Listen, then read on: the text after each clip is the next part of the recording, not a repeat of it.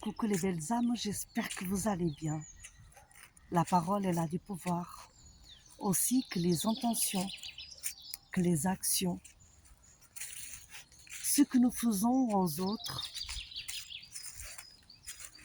ce que nous faisons à nous-mêmes.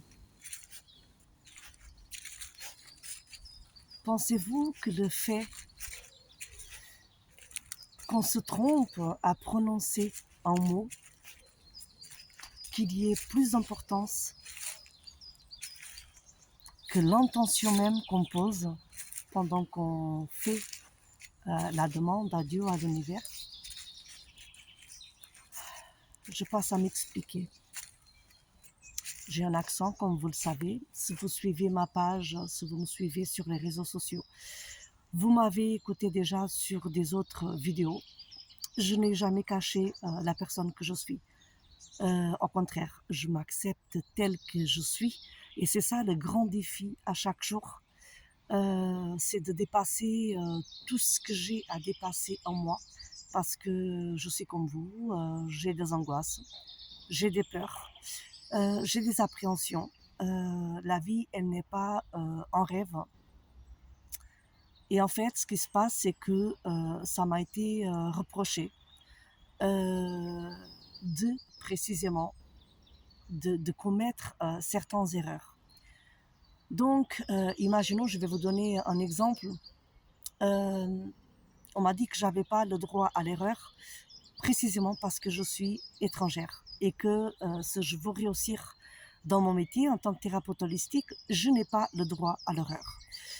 On m'a dit que les Français, donc que vivent en France, sont Français, ont grandi ici, voilà, que ils ont le droit à l'erreur, mais pas un étranger. Et moi, je ne suis pas du tout d'accord avec ça. Je suis arrivée en France il y a 14 ans. Je peux vous dire, j'ai fait des études, j'ai passé une formation dans le secrétariat, j'ai mon diplôme et je suis très fière du chemin que j'ai accompli depuis que je suis arrivée en France. Quand le dialogue il était tellement compliqué que j'avais pas de vie sociale et je peux vous dire actuellement j'ai une vie sociale très ouverte et je suis très fière de mon chemin. Imaginons que au lieu de dire s'il te plaît, je vais dire s'il te plaît. Je sors souvent cette phrase. Donc, c'est la phrase qui m'est venue tout de suite pour vous donner l'exemple. Est-ce que vous pensez que la personne à qui je vais demander s'il te plaît, au lieu de s'il te plaît, vous pensez que la personne, elle ne va pas comprendre ma demande? Est-ce que vous pensez que si je fais une demande à l'univers, à Dieu, peu importe vos croyances, est-ce que vous pensez que ma demande, elle va ou ne va pas être entendue, tout simplement parce que je me suis trompée dans une syllabe? Je ne crois pas. En fait, imaginons déjà, prenons encore un autre exemple. La France, elle est énorme, c'est un pays énorme. Il y a plusieurs accents. Est-ce que vous pensez que les personnes du Nord vont être plus ou moins entendues que les personnes du Centre ou les personnes du Sud? Je ne pense pas, je ne crois pas. Donc, ce que je vous demande, c'est arrêtez avec le jugement.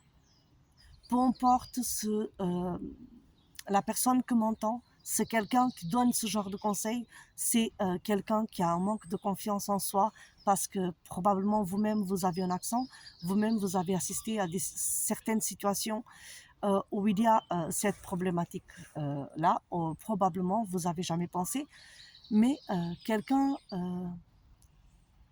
qui se donne les moyens tous les jours, comme moi, parce que je travaille tous les jours sur moi-même,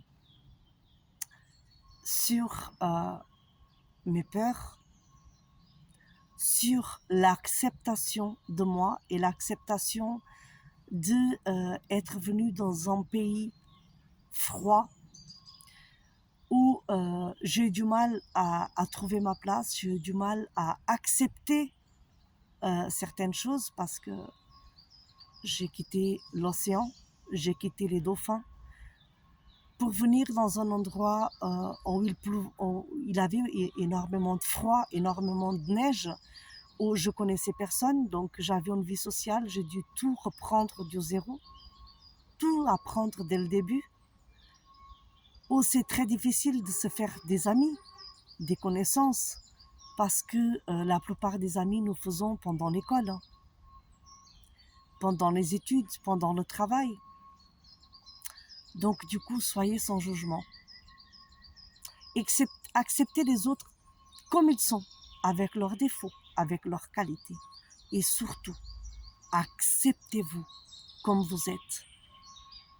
Belle journée les belles âmes.